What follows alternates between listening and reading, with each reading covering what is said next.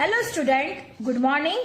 आज हम standard 12 elements of account में पार्ट 2 का chapter number 5 accounting ratios and analysis की शुरुआत करने वाले हैं। So students, late us start our video with new chapter number 5। Listen it carefully. Financial statements are prepared from the accounting information of a company. Information published in financial statements may not be directly useful to different parties for their own objectives. For this purpose, analysis of financial statement is useful. Accounting ratio is one of the very efficient tool of financial statement analysis. Interrelationship derived by comparing different relevant and related figures is known as accounting ratio. These ratios are useful in studying financial position of an enterprise. In this chapter, we shall discuss about them. Students, हम financial statements कैसे prepare करते हैं company में? तो जो भी accounting information होती है उसमें से हम लोग क्या प्रिपेयर किया जाता है? Financial statements. और ये फाइनेंशियल स्टेटमेंट्स डायरेक्टली कोई भी पार्टीज यूज नहीं कर सकती। खुद के ऑब्जेक्टिव्स के लिए डायरेक्टली कोई भी पार्टीज इसका यूज नहीं कर सकती। For this purpose analysis of financial statement is useful. Accounting ratio is one of the very efficient tool of financial statement analysis. अब हम इसका डेफिनेशन देखेंगे। So, according to I.M. Pandey says that the relationship between two accounting figures expressed mathematically is known as financial ratio. Ratios help to summarize the large quantities of financial data and to make qualitative judgment about firm's financial performance. Financial statement shows accounting statistics, gross profit, net profit, sales, equity share capital, equity shareholders fund, current liabilities, current assets, etc. are included as component of financial statements. Accounting analysis is done between two relevant components based on a specific relation. As discussed earlier, the gross profit and sales are two relevant components. अब हम gross profit and sales दोनों कैसे relevant components है उसके लिए हम अब एक एग्जांपल देखेंगे। सो लेट अस स्टार्ट। सबसे पहले हमने बोला कि एक एग्जांपल लेते हैं। तो सबसे पहले हम लिखते हैं कि ग्रॉस प्रॉफिट और सेल्स के बीच में कैसा रिलेशन है। So there is a relation between this two form of the point of view of accounting. Assume, सबसे पहले हम अज्यूम करते हैं, assume sales is rupees 3 lakh। Sales है हमारे पास 3 lakh and gross profit is rupees 90,000। Understand? यहां पे हमने सेल्स को अज्यूम किया है 3 lakh और ग्रॉस प्रॉफिट है हमारे पास rupees 90,000। Here rupees 90,000 shows accounting information। तो लिखते हैं यहाँ पे here rupees 90,000 shows accounting information, but this figure does not explain the interpretation of any analysis। लिखते हैं this figure does not explain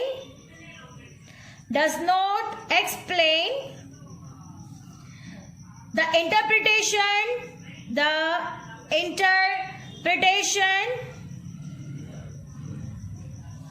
of any analysis। Understand? If this information is presented in the form of ratio, अगर हमें ये information को अगर ratio में present करना है तो हम लोग कैसे करेंगे? तो सबसे पहले हम यहाँ पे ग्रॉस प्रॉफिट रेशियो फाइंड करेंगे। सो लिखते हैं ग्रॉस प्रॉफिट रेशियो। जो कि परसेंटेज के फॉर्म में प्रेजेंट होता है। ग्रॉस प्रॉफिट रेशियो परसेंटेज के फॉर्म में प्रेजेंट होता है। सो उसका फॉर्मूला है gross profit divide by sales into 100। Understand? Gross profit है हमारे पास 90,000 डिवाइड बाय 3 लाख इनटू 100। अब हम इसे सॉल्व करेंगे तो आंसर आएगा हमारे पास 30%, राइट? तो यहां पे आंसर लिखते हैं ग्रॉस प्रॉफिट रेशियो यहां पे हो गया 30%. So these analysis shows that for every sale of ₹100, gross profit is ₹30. ये एनालिसिस क्या बता रहा है कि हर एक 100 रुपीज के सेल पे हमें ग्रॉस प्रॉफिट कितना मिलेगा? 30 रुपीज मिलेगा. सो हम आंसर लिखते हैं दिस एनालिसिस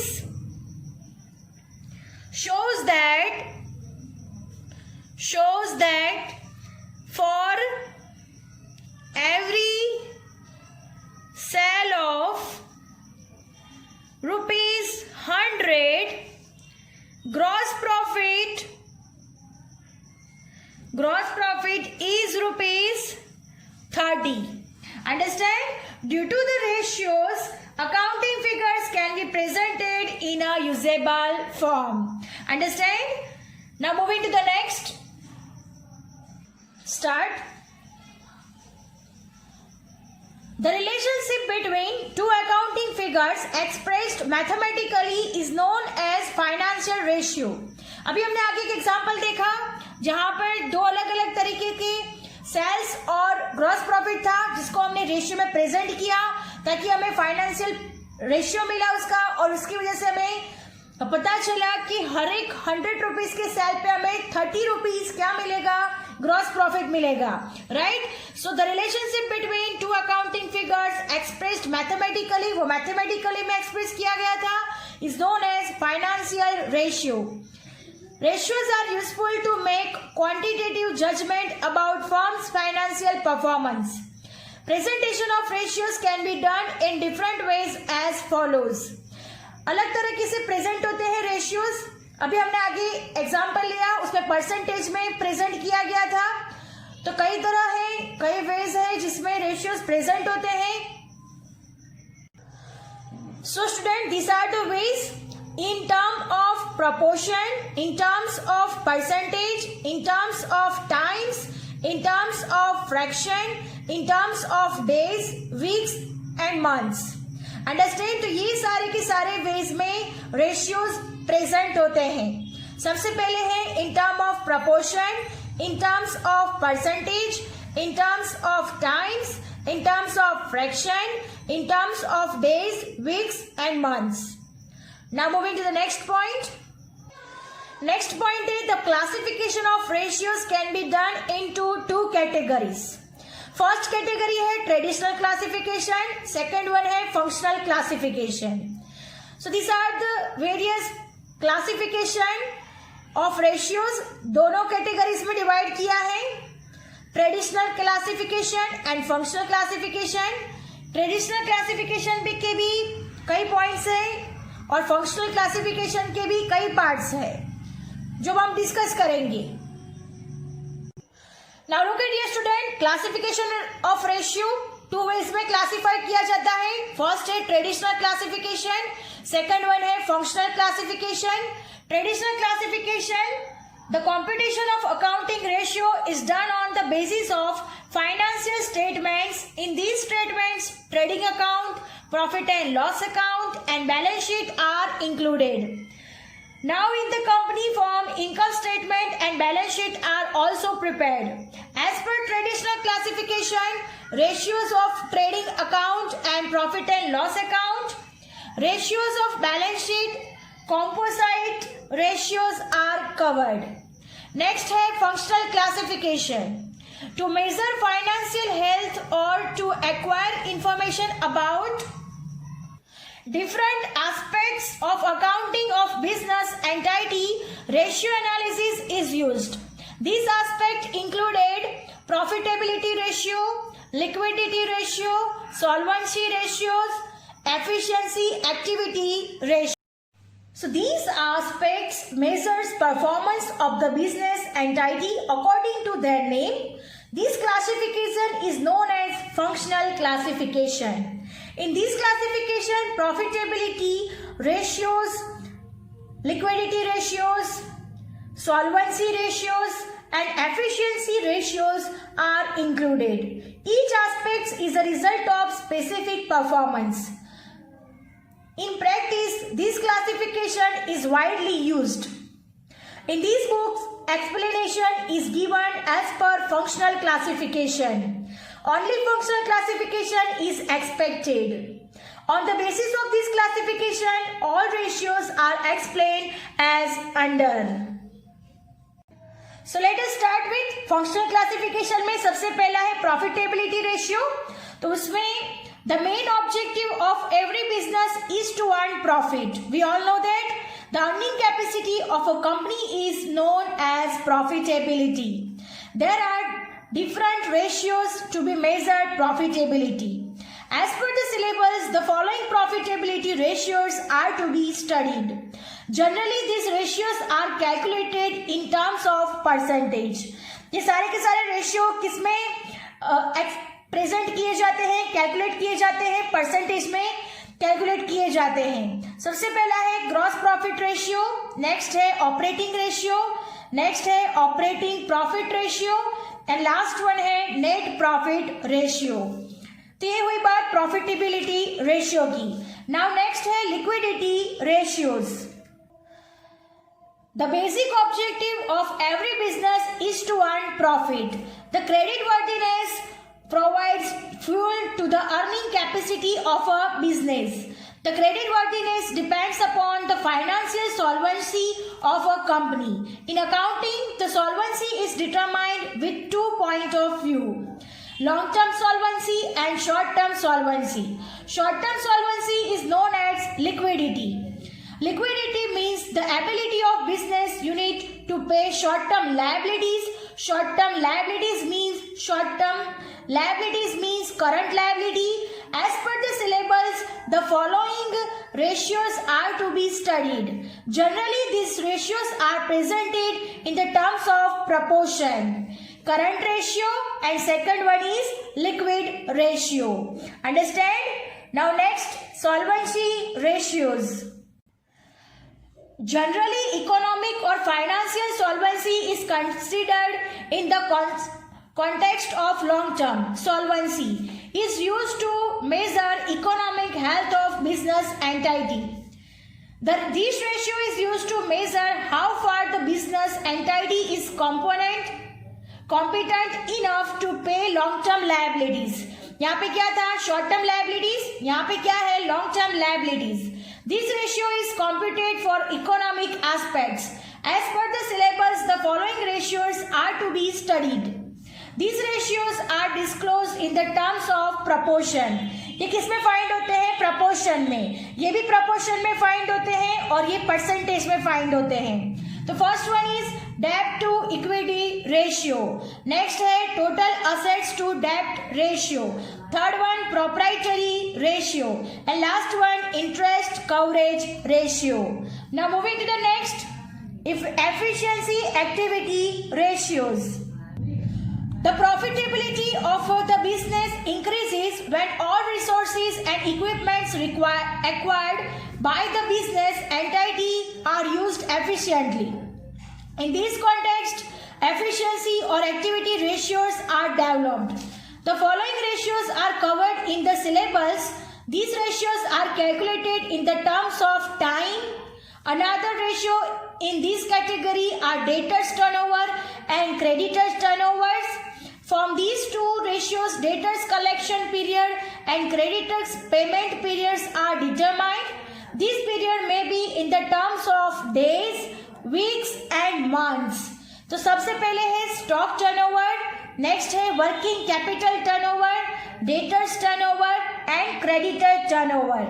ये किसमें फाइंड किया जाता है? परसेंटेज में फाइंड किया जाता है. ये किसमें फाइंड किया जाता है? प्रपोर्शन में फाइंड किया जाता है.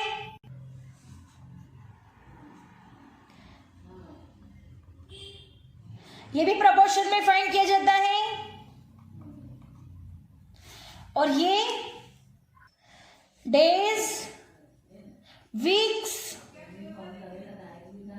and months. Understand?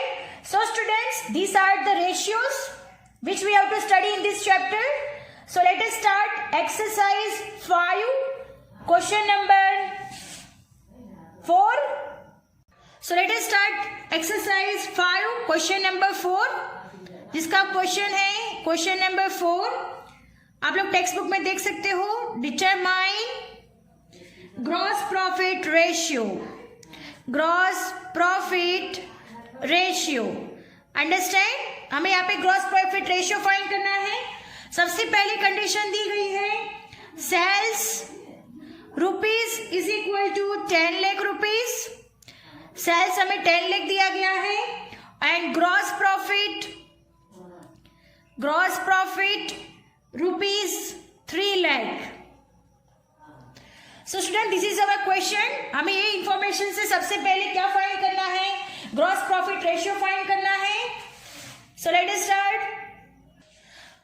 सबसे पहले हम फॉर्मूला लिखते हैं, gross profit ratio is equal to, formula है gross profit divide by net sales into 100।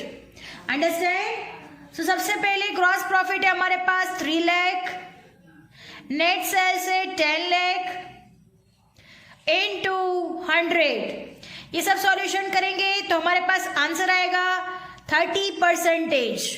Understand? So our gross profit ratio is 30%। तो final answer is gross profit ratio is equal to 30%.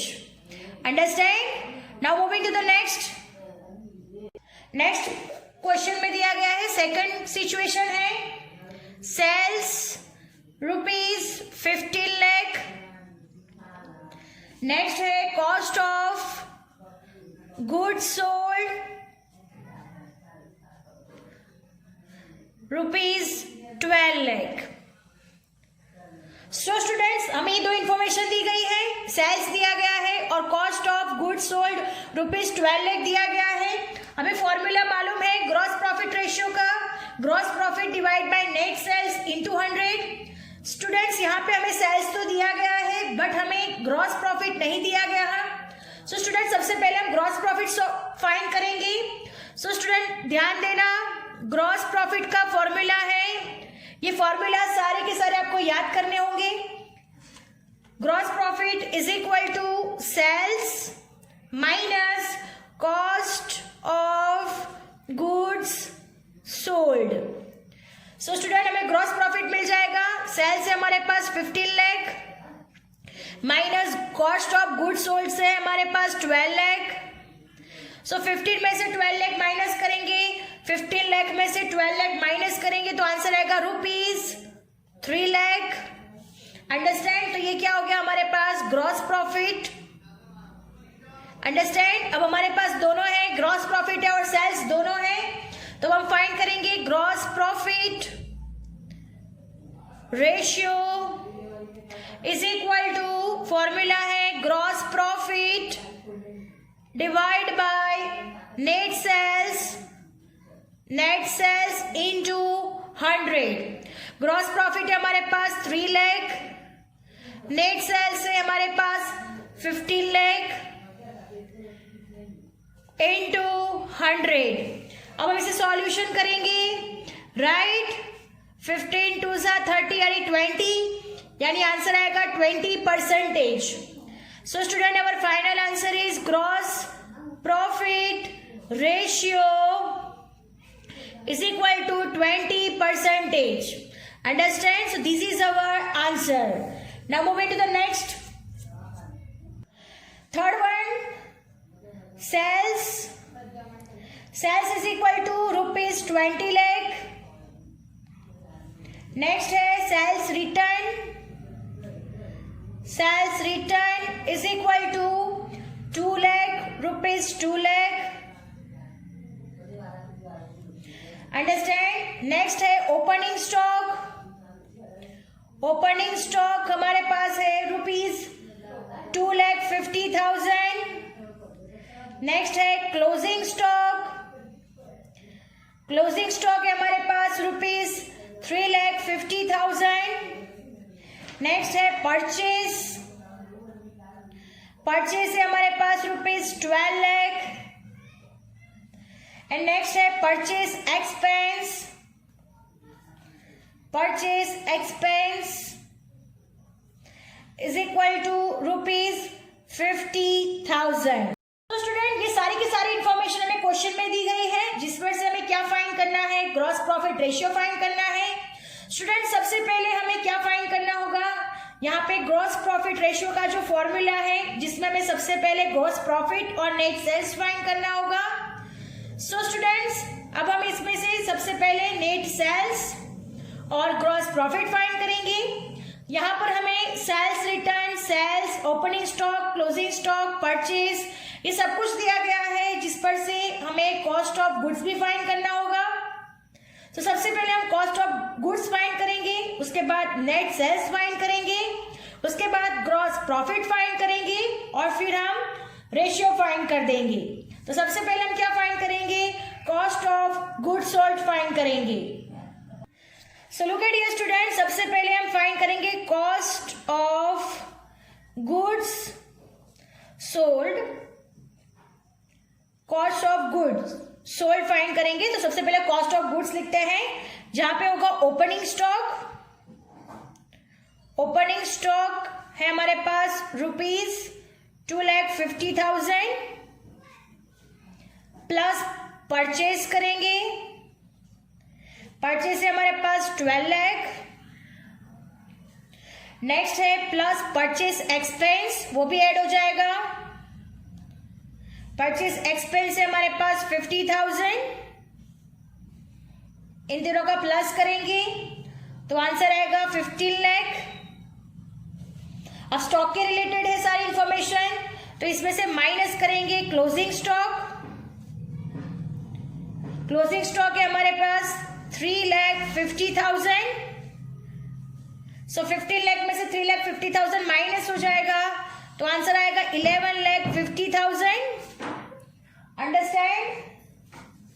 सो में answer मिल रहा है 11,50,000, जो कि हमारा cost of goods sold है। Cost of goods sold is equal to 11,50,000। अब हमें नेट सेल्स फाइंड करना है। नेट सेल्स का फॉर्मूला है sales minus sales return. Sales है हमारे पास 20 lakh माइनस 2 lakh, यानी हमारे पास नेट सेल्स होगा रुपीज 18 lakh, राइट। अब हमें ग्रॉस प्रॉफिट फाइंड करना है। नेट सेल्स तो हमें मिल गया है। नेक्स्ट है ग्रॉस प्रॉफिट।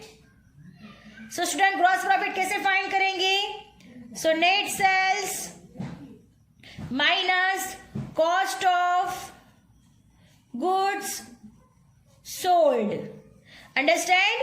नेट सेल्स से हमारे पास 18 lakh minus cost of goods sold हमने फाइंड किया हुआ है। ओपनिंग, परचेज, परचेज एक्सपेंस को प्लस कर किया, फिर उसमें से हमने क्लोजिंग स्टॉक को माइनस कर दिया, तो हमें कॉस्ट ऑफ गुड्स सोल्ड मिल रहा है 11,50,000, जो कि नेट सेल में से माइनस करेंगे तो हमें क्या मिल जाएगा, ग्रॉस प्रॉफिट मिल जाएगा।